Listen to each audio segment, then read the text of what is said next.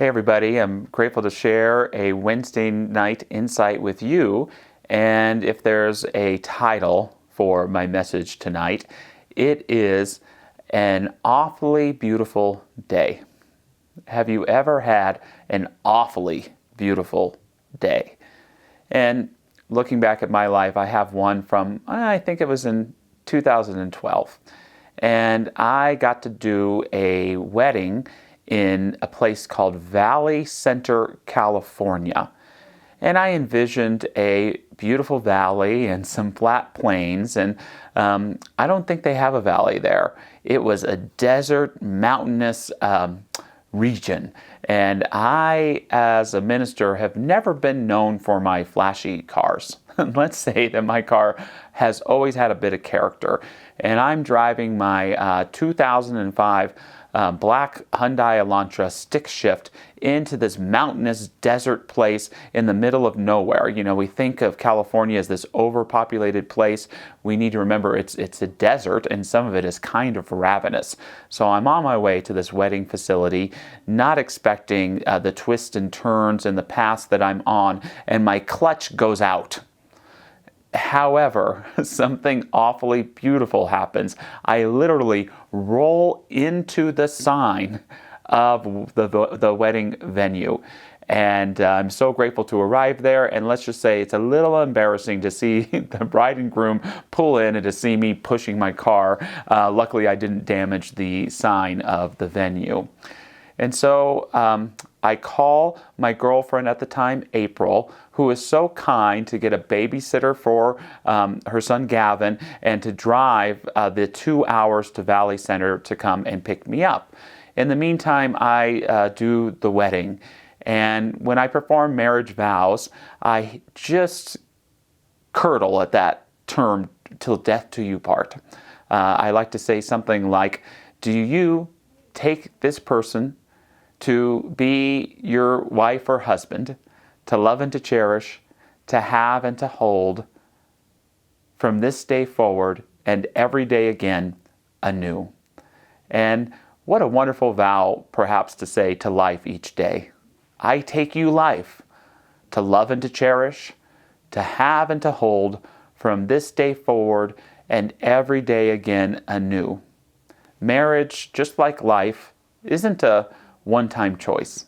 It's an everyday choice. And so even when things are going awful on a particular day, can we choose our commitment to life to extract that beauty, to extract that connection? So the wedding's over, and April arrives in her Nissan Murano, and she's waiting for me to come out, and she's turned off the car, and we get in. I go, phew! Glad that's over with. I'm going to have to call a tow truck to get my car, and who knows how many thousands of dollars in the middle of nowhere it's going to cost to repair the clutch on the thing. And April's car won't start. All of a sudden, we're stuck there. And so I've got to call another tow truck, and I have to do that incredibly adult thing that we love to do, is I have to call my mom and dad to come and pick us up. And they're so kind, and they get on the road, and the tow truck comes and gets the cars away, and we're waiting for mom and dad. And I say, Dad, whatever you do, don't turn off your car. We're in the Bermuda car triangle here in Valley Center. And I'll always remember that they picked me up, and I had to speak at my center the next morning, and it was very stressful, but at some point we just all started laughing in the car, and we stopped and we ate and we had some in and out, and it was a wonderful, wonderful time on an awful, awful day. Have you ever had a beautifully awful day? And a few tips on how to make sure that even on those bad days that you are able to mine the gold. The first is to remember what the great Centers for Spiritual Living minister David Bruner says. He says, things can go wrong, but I can't go wrong. Recognize that some shit ain't going to work out on a particular day, that challenges are going to take place, that mistakes are going to be made. However, we can always maintain our composure.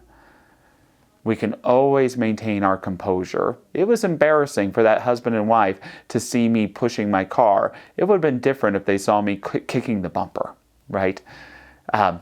You can always maintain that ability to recognize I may not be in control of this situation, but I have the choice about how I show up. Second, like I was saying, remember your commitment to life. Yes, I'm going to struggle. Yes, not great things are going to happen.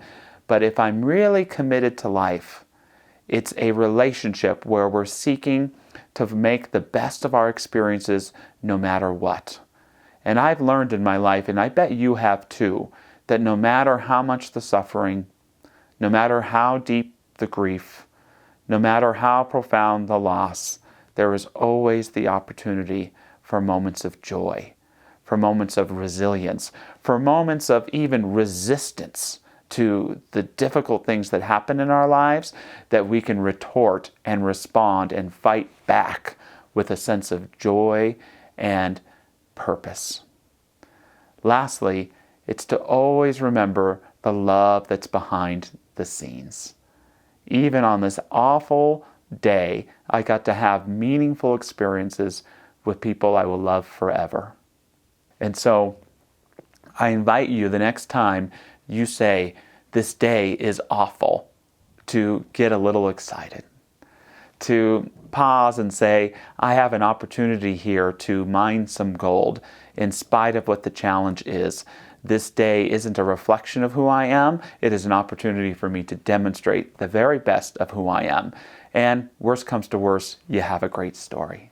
So I invite us to just simply take a moment to move into a consciousness of gratitude, to move into a consciousness of awareness, that realize that life is full of all sorts of stuff.